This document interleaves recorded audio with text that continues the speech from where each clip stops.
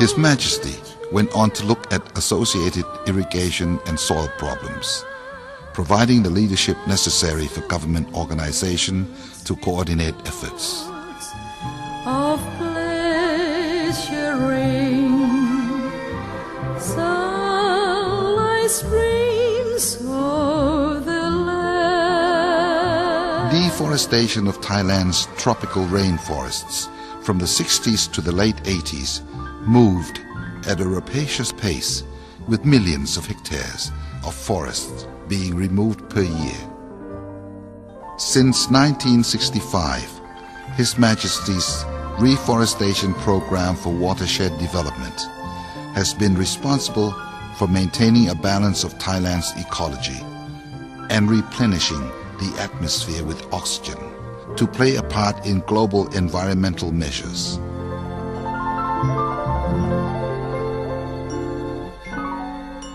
The wet forest theory he devised stressed the need to keep the forest moist with water sources. The humidity of forests planted at watersheds would also protect them against natural fires during the dry season and allow farmers downstream to benefit from the supply of natural water all year round. His Majesty is well known as a water resource development expert. In the case of Chao Phraya River, for example, when we have a bunch of rainfall and the waterfall will not get down to the Bangkok area, and the high tide get up, in mid somewhere.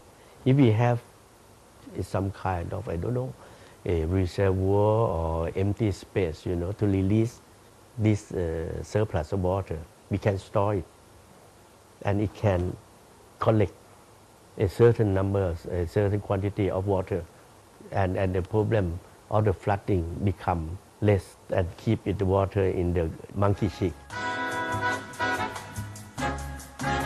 The Gamling, or Monkey Cheeks project, alleviated much of the flooding that had once plagued Bangkok. From 1952, a royal train of projects began rolling, and it was to prove unstoppable. Today, there are over 3,000 royally initiated projects, 2,000 of them for water resource development, the lifeblood of farmers.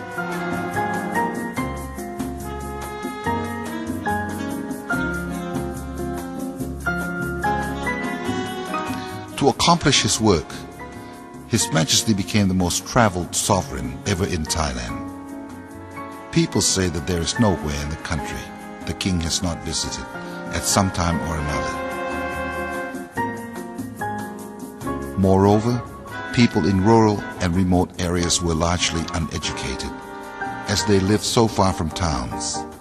One of His Majesty's earliest projects in 1952 was to build a school, and education became a continuing theme throughout the reign. His Majesty arranged for distance education via satellite, so thousands of people could benefit from the same teachers.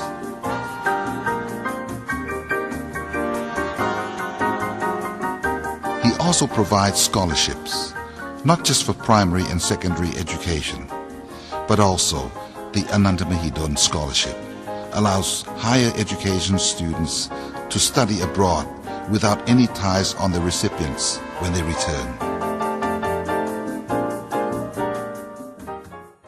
The Anantamahidol Scholarship offered me a very good opportunity to pursue my graduate studies abroad. This happened in the year 1976.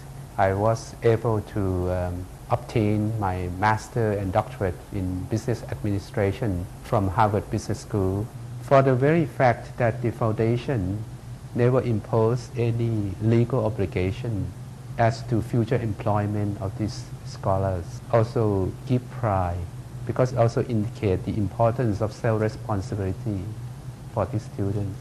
It's the lifetime moral obligation rather than the short-term legal obligation.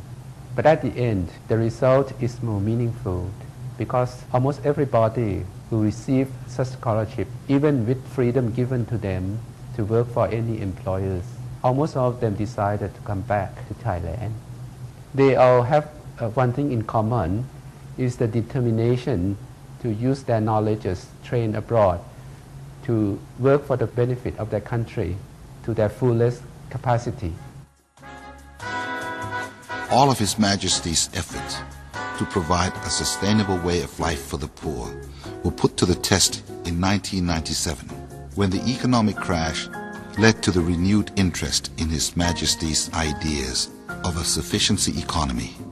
It was found remarkable that for years His Majesty had buffered the poorest against any major impact from economic disaster. Well, the new theory is method for the farmers, how to manage their farm. His Majesty suggests that it's better to divide into a formula of 30, 30, 30, and 10. The first 30%, he suggests to sacrifice this portion of land to dig a pond. And the second 30, sacrifice for the rice field.